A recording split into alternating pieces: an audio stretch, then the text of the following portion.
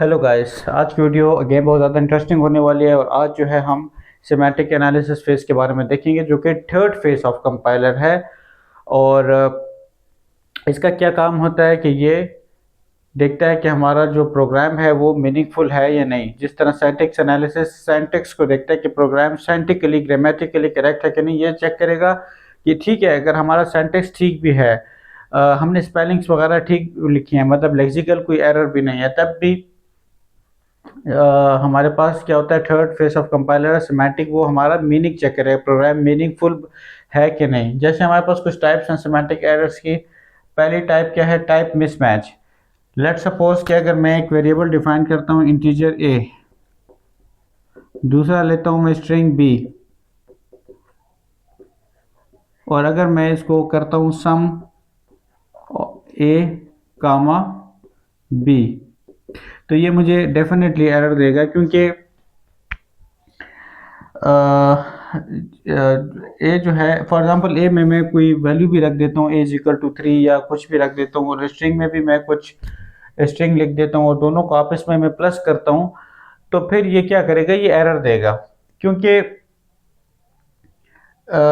हमारे पास जो है, अगर हमें चाहिए था कि बी जो है, बी को भी हम इंटीजर डिफाइन करते, ठीक है। या यूं कह दें कि और इजी कर दूं अगर आप लोगों के लिए, कि फॉर एग्जांपल अगर ये इंटीजर ए है और इस इंटीजर हमने इसको डिफाइन तो इंटीजर किया है ए को, और अगर इस ए में मैं मुझे चाहिए कि मैं कोई वैल्यू स्टोर करूं 1 2 3 4, लेकिन अगर मैं इसमें कोई स्ट्रिंग स्टोर करता हूं जैसे हेलो, तो ये क्या करेगा? एरर देगा। क्योंकि इसको चाहिए कि अगर मैंने यहाँ पे मैंने हेलो ही लिखना था, तो फिर मुझे चाहिए कि मैं यहाँ पे स्ट्रिंग इसको डिफाइन करूँ, इसकी डाटा टाइप गलत है फिर, ठीक है। तो ये इस तरह से प्रोग्राम साइंटिफिकली, तो अब इसमें सिंटैक्स वाइज कोई मसला नहीं है, लेकिन मीनिंगफुल नहीं है। तो इसी तरह हमारे पास एक और है अनडिक्लेयर्ड वेरिएबल। फॉर एग्जांपल, मैं एक वेरिएबल को यूज कर रहा हूं और वो मैंने ऊपर कहीं डिफाइन नहीं किया हुआ, ठीक है। मैं यहाँ पे एक वेरिएबल को मैं कह रहा हूँ कि सम, या सम भी नहीं, चलो प्रिंट कर दो, प्रिंट ए, लेकिन ए को मैंने ऊपर कहीं डिक्लेयर नहीं किया हुआ, तो ये एरर देगा। अगर मैं ए को डिक्लेयर कर देता हूँ तो फिर ये क्या है? ये सिमेंटिकली करेक्ट है। थर्ड क्या है? मल्टीपल डिक्लेरेशन, मतलब ए को मैंने इंटीजर भी डिफाइन किया और ए को मैं फ्लोट भी कर लेता हूँ, तो फिर क्या होगा? तब भी ये एरर देगा। इस तरह के एरर्स भी आते हैं। अच्छा, assessing out of scope variable means के अगर मैं एक फंक्शन लेता हूँ, कोई भी फंक्शन है, और उसका स्कोप ये है, ठीक है। और मैं अगर उसके स्कोप के अंदर, यानी यहाँ पे कोई फॉर एग्जांपल मैंने पैरामीटर लिया हुआ है, और यहाँ पे मैं उसको, उस वेरिएबल को, या मैंने यूँ समझ लें कि मैंने यहाँ पे किया हुआ है इंटीजर ए लिखा हुआ है फॉर एग्जांपल, ठीक है, इसके अंदर ही। लेकिन ए को मैं एसेस कर रहा हूँ, प्रिंट कर रहा हूँ इस स्कोप के बाहर, तो डेफिनेटली ये क्या करेगा? एरर देगा, ठीक है। तो एक वेरिएबल को उसके स्कोप से बाहर एसेस करना, इस तरह के भी एरर्स हमारे पास सिमेंटिक। अब सिंटैक्स में तो कोई गलती नहीं है, लेकिन सिमेंटिक एरर है, मीनिंगफुल नहीं है।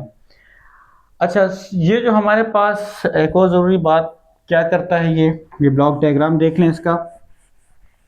हमारे पास सिंटैक्स एनालिसिस फेज, जो कि हमें पास ट्री बना के देता है। अगर हमारा सिंटैक्स बिल्कुल ठीक हो, वो एज एन इनपुट जाता है सिमेंटिक एनालिसिस को, और सिमेंटिक एनालिसिस इससे हमारे पास एब्स्ट्रैक्ट सिंटैक्स ट्री जनरेट करता है। एब्स्ट्रैक्ट सिंटैक्स की ट्री क्या होता है वो भी मैं आपको बताता हूँ।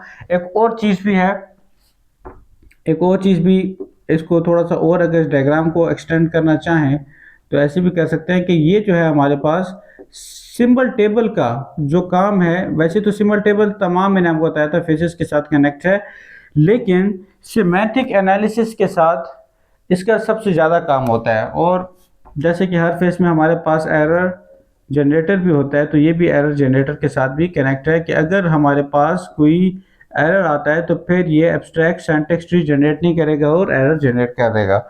तो हमारे पास सिंबल टेबल का काम क्यों ज़्यादा है? वो इसीलिए ज़्यादा है, जैसे मैंने आप लोगों को वेरिएबल्स के बारे में बताया कि वेरिएबल अगर मैं क्या कर दूँ, टाइप मिसमैच है, तो वो कैसे चेक करेगा, वो सिंबल टेबल से करेगा, या अनडिक्लेयर्ड वेरिएबल है, डिक्लेयर वेरिएबल डिक्लेयर नहीं हुआ तो उसके लिए भी सिंबल टेबल से चेक करेगा, या मल्टीपल डिक्लेरेशन है, या assessing out of scope variable है, सारों के लिए सिंबल टेबल से इसको बार बार चेक करना पड़ेगा। तो सिंबल टेबल का काम सबसे ज़्यादा यहाँ पे होता है।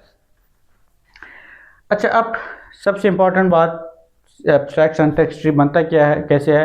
थोड़ा बहुत सिमिलर है पार्स ट्री की तरह ही, लेकिन पार्स ट्री क्या है, abstract syntax tree is the condensed form of parse tree. Condensed mean कि एक एब्स्ट्रैक्ट वर्जन है इसका, एक शॉर्ट वर्जन है। मतलब पार्स ट्री हमारे पास काफ़ी लार्ज होता है, जैसे ये एक ग्रामर है और ये ID plus ID multiply by ID में से डिराइव करना चाहता हूँ, ऑलरेडी हम ये कर भी चुके हैं पिछले उसमें। तो क्या होगा कि इसका पास ट्री तो ये बन गया हमारे पास, ठीक है, कि हमने इसको क्या किया, ई को किससे रिप्लेस किया, ई प्लस ई से, क्योंकि ई प्लस ई ऑलरेडी हम डिस्कस कर चुके हैं कि जो लो प्रायोरिटी वाला ऑपरेटर है वो ऊपर आएगा।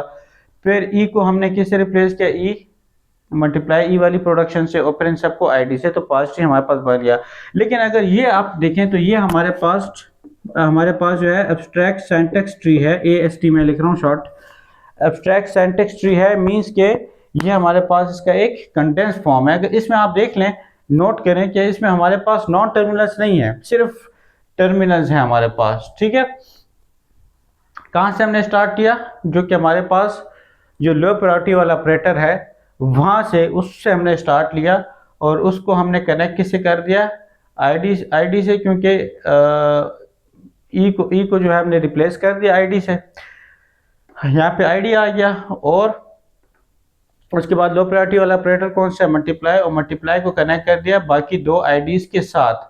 तो ID plus ID multiply by ID हमारे पास यहाँ से इस तरह बन जाता है। इसमें हमारे पास जो नॉन टर्मिनल्स हैं उसको हम एक्सक्लूड कर देते हैं। तो भाई ये एक शॉर्ट वर्जन, एब्स्ट्रैक्ट वर्जन है, और एक और बहुत ज़्यादा इंपॉर्टेंट फेस है।